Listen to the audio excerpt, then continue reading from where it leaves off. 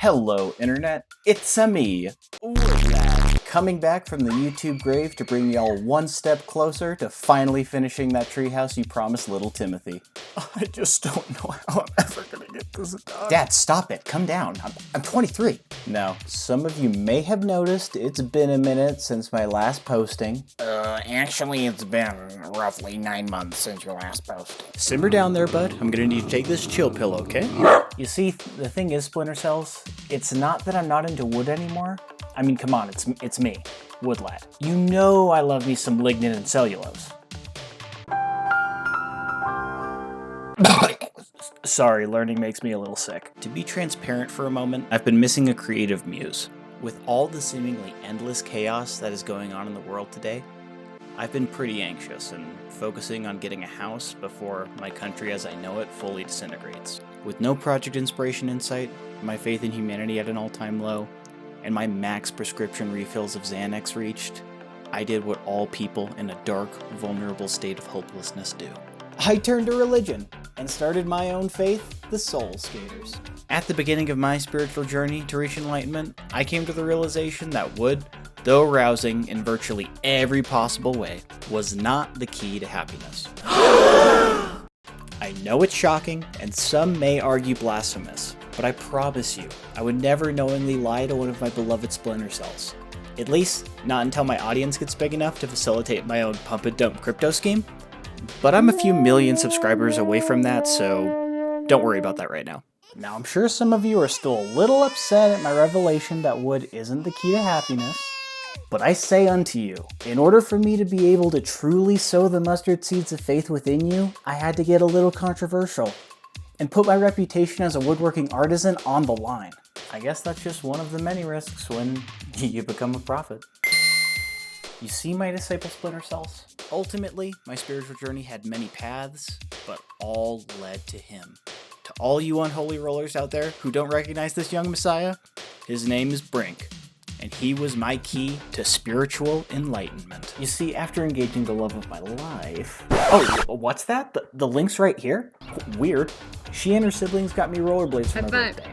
But it came with the stipulation to watch the 1998 cult classic Brink, available for streaming now on Disney+. Now I'm sure everyone watching is feeling inflation these days, and some of you may not be able to afford Disney+ right now. I totally get it. If I had to prioritize feeding my child over making sure they're educated on pop culture's new hit paywalled content, I'd buy that $10 loaf of bread and force feed it down my baby's throat every time. But I really need you to see Brink to fully appreciate all the goofs and gaffs I've peppered into this video. If I were MrBeast, I'd just buy you all subscriptions. But I'm not Jimmy, and money's a little tight right now funding my upcoming wedding, so instead I'm gonna stream my login info this one time, as long as everybody agrees not to mess up my recommendations.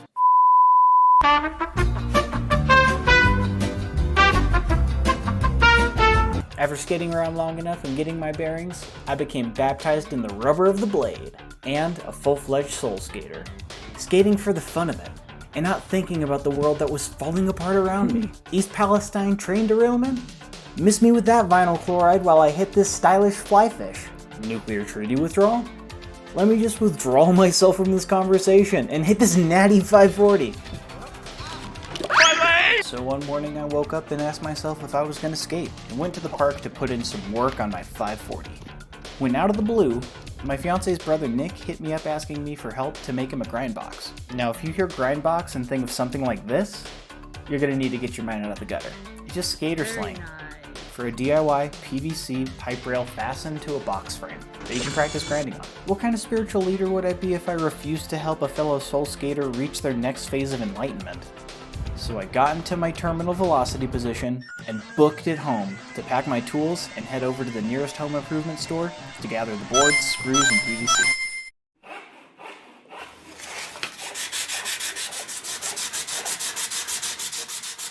Once the payload was secured and everything was accounted for, we opened up our heart chakras and got to work. Now I'm pretty excited because in this project I'm going to get to debut my DeWalt 12-inch 15-amp dual bevel sliding compound miter saw. Now it's okay if you don't have one of these. Just do what I did.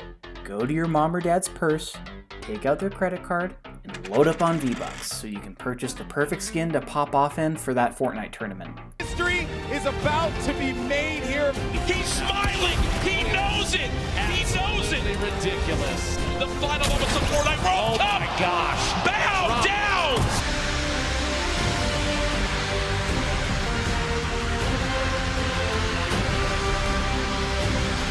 But if you're limited on time and finesse, you should probably just click add to cart. For our project, we wanted the Grindbox to be roughly 10 feet long and 2 feet wide with a height of about 1.5 feet. So we got 2.5-inch deck screws for fastening the frame boards together, and then 1.25-inch deck screws for fastening the PVC rail to the box frame. After assembling our miter saw and securing it with some bar clamps, because you can never have too many clamps, we measured and marked to make 4 2-foot boards that would end up being little ribs or supporting beams within the box frame. These 4 points are going to end up getting fastened to the outer part of the frame, which is going to provide, you guessed it, support to the top 2x10 surface board of the Grindbox. I cut out our first support and then we laid out our frame just so we could confirm our dimensions would work before I finished cutting out the rest of the supports. It looks all good, so now it's time to go down to Miter Town. Can I just say, cutting out these supports with this new miter saw was a breeze. Before this I had to use a circular saw exclusively, so it was a huge hassle for me to get consistent cuts. So our top board ended up having some splitting near both ends, so I ended up getting out my handy dandy all-purpose wood filler and started slathering in those cracks. For our next step, we whipped out the planer to get rid of some of the bowing of our top board. For those of you who haven't reached phase 2 of soul skating and lack the divine omniscience of Brink, or just a novice to the world of woodworking and haven't bought any boards yet, virtually every piece of wood that you get from one of these retail distributors will have some bowing or curve in it. Logs get cut down into more manageable pieces of lumber by industrial size saws. Wood acts a lot like a sponge, and it expands when it takes in moisture from the environment, but then shrinks and hardens as it dries out and acclimates to the lower humidity. Since trees are naturally full of moisture on the inside, these cut logs have to dry out before anyone can use them for industrial purposes. And that moisture ends up being what causes the twisting and warping of varying degrees. So the most likely reason why there's all sorts of warped boards at your hardware store is just that the boards weren't necessarily fully dried when taken out of the kiln. So this was the first time ever using my planer, and rather than trying out a new tool I have zero experience with on one of my scrap pieces of wood, or being smart and just reading the instructions of how to lock in my planer level, I just went straight onto the project wood. And if you look right here, you can see my planer's blade just keeps going deeper and deeper into the wood as I move further along the board. And this is the part where I notice the board isn't being planed evenly, and I get the fun joys of spending an extra 45 minutes replaning and sanding it. I'll take common sense for 2,000. After hearing about Planergate, the lesson of the story is... Don't be a smooth brain, and always test new tools you're unfamiliar with on wood scraps so you don't ever put your project in jeopardy or waste a bunch of time and energy throwing out your back replaning and sanding stuff. Ooh, I'm sorry, but that's not in the form of a question, so no points. Oh, come on! Oh, go and choke on your TV dinners. After I learned that valuable planing lesson, I cranked out planing the rest of the boards and did one more measurement check.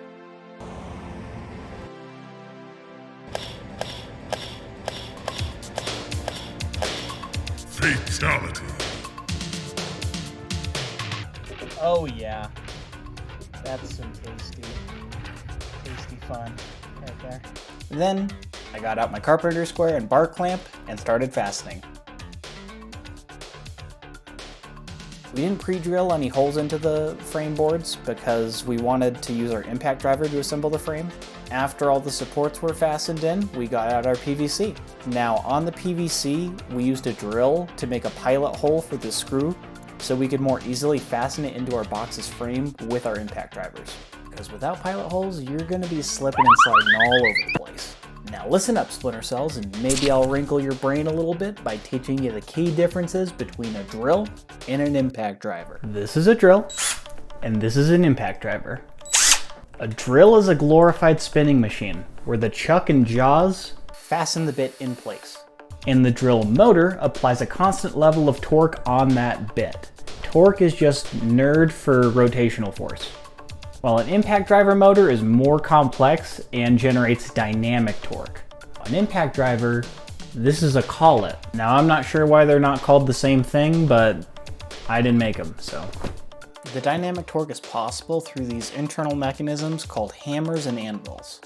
When there's little to no resistance and the torque required to drill in your fastener is low, the motor hammer and anvil units are going to spin together in unison like a normal drill motor. Once the fastener gets deeper in the wood and starts generating resisting tension, a spring connected to the hammer and anvil plate becomes loaded with all that mechanical energy. So once that spring gets fully loaded, the hammer will raise to the top of that anvil and then descend down and hit the next anvil.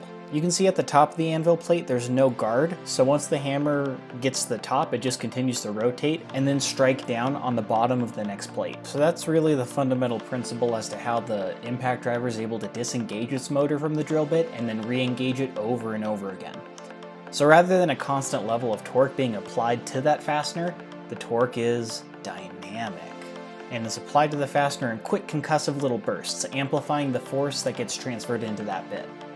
And it'll sound like this in the wild.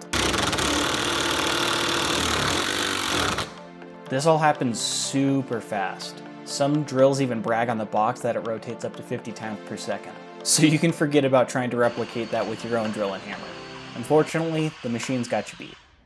If you absolutely hate learning and went brain dead these past 2 minutes, just remember the key takeaway is that drills are great for smoothly boring out holes through wood, while an impact driver is great for driving in fasteners into boards. We ended up drilling the pilot holes into the PVC at roughly a 45-degree angle. Maybe you're like me and you get a little worried that the pilot holes are going to tarnish valuable grinding real estate, but as Nick put it, if you don't suck at grinding, you don't have anything to worry about. I guess when you grind your blades, you're supposed to be grinding directly on top of the rail surface, so if you're utilizing proper technique, your wheel doesn't really get the opportunity to catch and drag into one of those holes, and you're going to look cool as heck sliding across that rail. But if you come at that rail a little too low, you're going to be looking like a buffoon.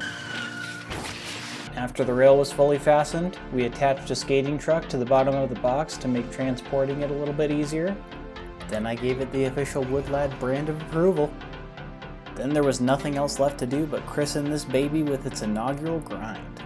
Now usually I don't feel comfortable recording skate sessions since Nick and I are active soul skaters, and it's kind of like recording us praying. But as a prophet of soul skating, I have to evangelize, so without further ado, I'm going to let Nick take it away with our opening proverb. When you woke up this morning, did you say to yourself, today I'm going to talk, or today I'm going to grind? I'm gonna grind, brother! Brink be with you, and may your boots stay strapped so we may grind in his name. Now let's get this rail greasier than a gamer with a fresh bottle of hand lotion.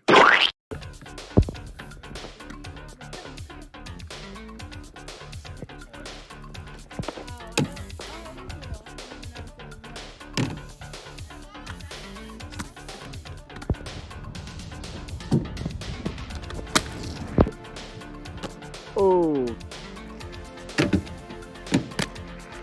Oh.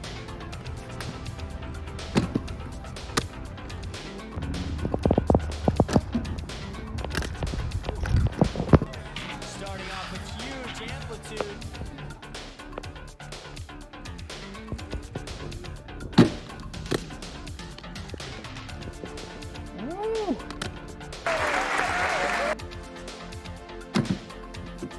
Woohoo.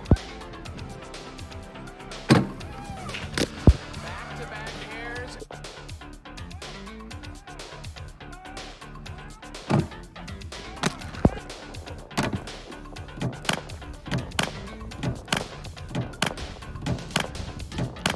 Woo! Good definition on the grabs.